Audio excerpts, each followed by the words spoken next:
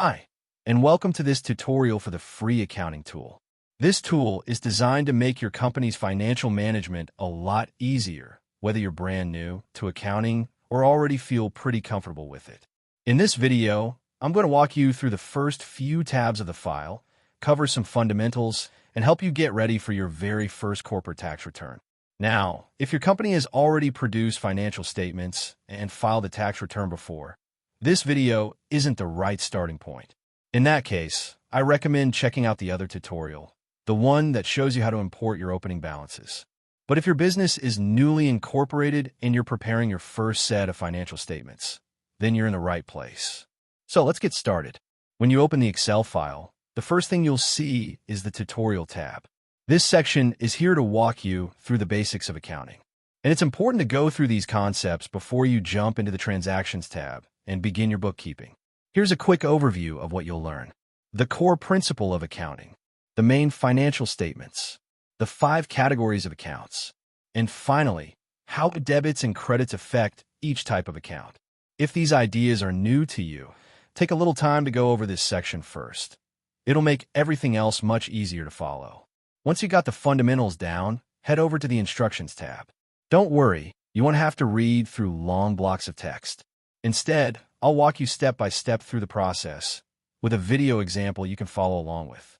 You can always come back to this tab anytime if you want to double-check the instructions or make sure everything's set up correctly. All right, when you're ready, let's move over to the Transactions tab. This is where you'll be entering your company's financial data, things like sales, expenses, and transactions from your business bank account or credit card. If you scroll down a little, between row 15 and row 103, you'll see some sample entries already in place. These are just examples. They're really helpful if you're new to accounting because they show you how debits and credits work depending on the type of account. These examples are based on what you typically see in a small business that's just getting started. You can use them as a guide or simply adjust the amounts and descriptions to match your own company's situation. Now, before you delete the sample data and start entering your own transactions, let me quickly walk you through the reports this tool will generate for you. First up, the profit and loss statement.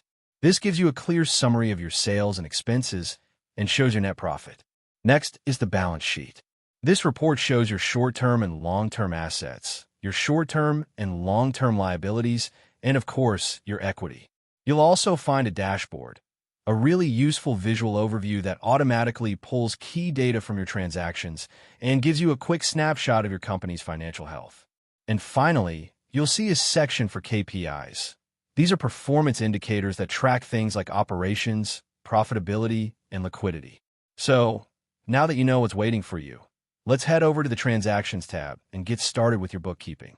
The sample amounts you see in the tool don't reflect your actual bank account. They're just examples. Once you've had a chance to look through them, you can delete those entries and start fresh with your own data.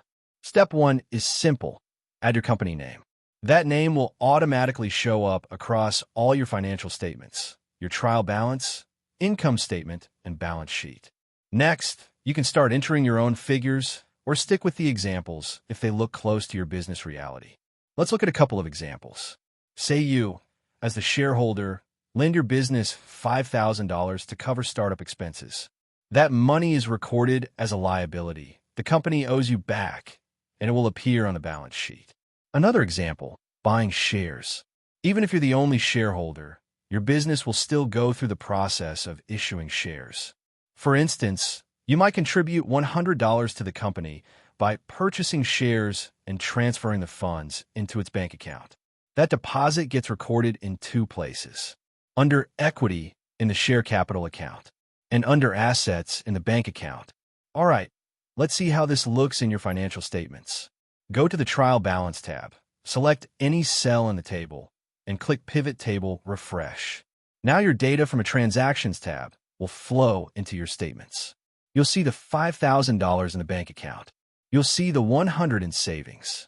Total assets? $5,100. The $5,000 loan appears under liabilities, and the $100 share purchase appears under equity. Remember, the balance sheet always follows one simple rule. Assets equals liabilities plus equity. The tool checks this automatically. When you refresh the trial balance, the verification should show 0. You'll see verification columns in several tabs: transactions, trial balance, and balance sheet. They should match and show green. If not, your entries are unbalanced.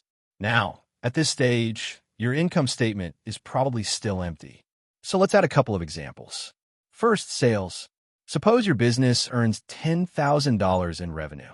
If your business is registered for sales tax, you'll record the tax payable in the taxes payable account. If your business is not registered, the full $10,000 goes straight into the bank account. Next, an expense. Let's say you make a $500 purchase with a credit card. If your business isn't registered for tax, you won't recover the tax paid. After entering these, refresh your trial balance again. On the income statement, you'll now see revenue minus expenses equals net profit.